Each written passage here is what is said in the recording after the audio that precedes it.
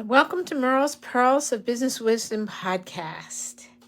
We're really on Facebook Live and we're going over to our podcast. My name is Merle M. Singer, the Relationship Miracle Worker. I have a bachelor's degree and a master's degree in education. I've been married to the same man for over 50 years. There was that year 19, but we can discuss that later. So I figure at this point, hi Anita, I figure I'm an expert on relationship. Really. Nothing else, but I can do that. So each week I pick a topic, oftentimes from my book, Cracking the Relationship Code, The Key to Happy Relationships at Home and at Work. And so it gives you an opportunity to get some extra tools and tips and techniques that will improve your relationships in different parts of your life. And if that's so, I want you to tell me about it if you would. I'd be grateful. And if you have any questions or comments, and I hope you do, write them in the comments below.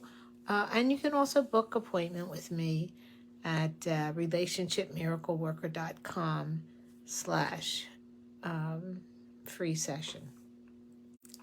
So, what's my topic for today? My topic for today is, when is it appropriate to be competitive and when is it appropriate to be cooperative?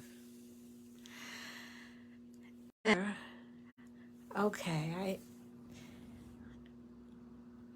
I'm having difficulty with connecting. I think it's going to be okay. So what can I say except not get distracted by that?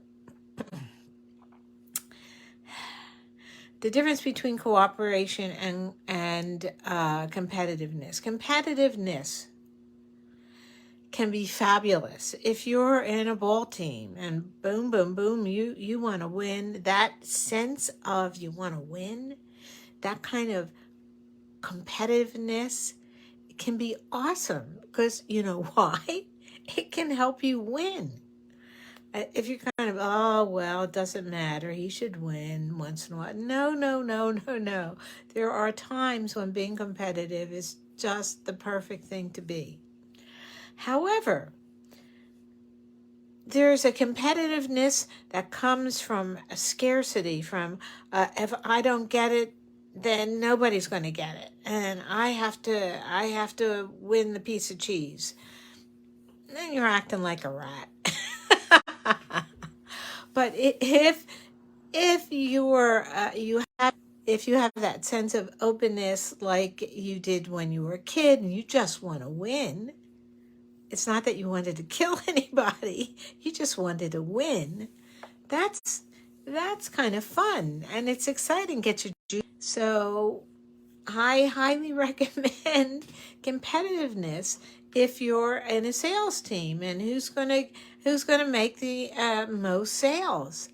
It's not that you wish ill of anybody else. You want them to make 1,000,000 sales. You just want to make 1,000,001. That's a good use of competitiveness. And there are times, however, when it's not a matter, there is no game, there is no race. It's a project and you're all doing it together.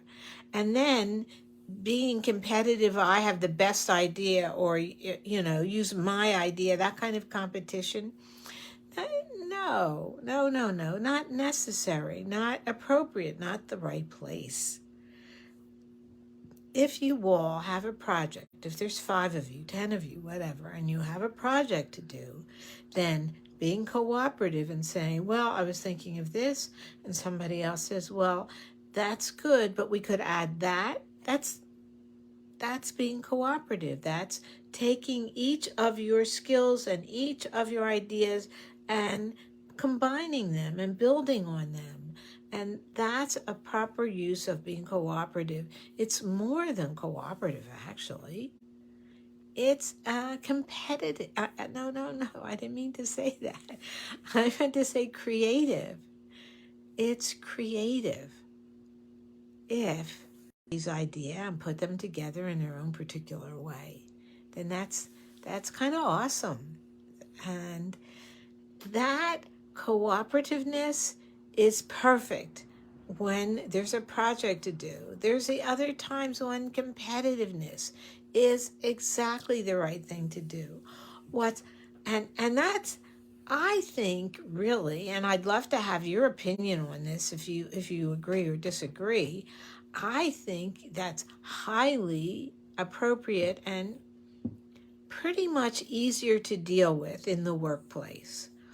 But what if you're both actors? Or what if you're both editors? Or what if you're both teachers?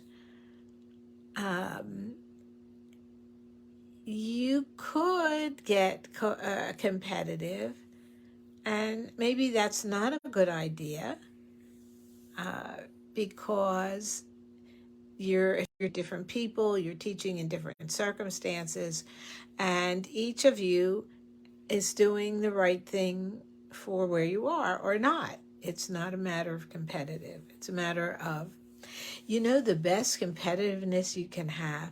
Here's the best competitiveness you can have. It's with yourself. What? I only got a B plus? I can do better than that.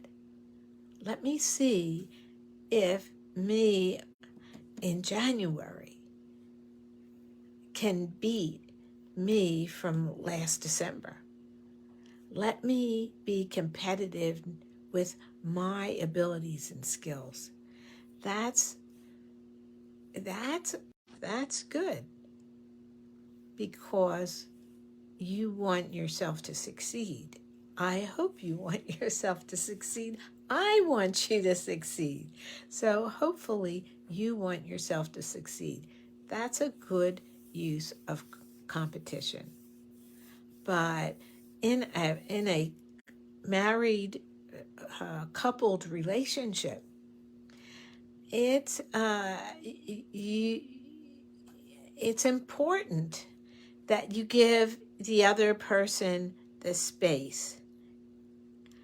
Yes, Esther is here. We know, by the way, both Anita and Esther, how the recording is doing. On my side, it keeps blinking in and out, but it keeps going on. So let me know if it's a good transmission. I'm going to have to figure out something for next week.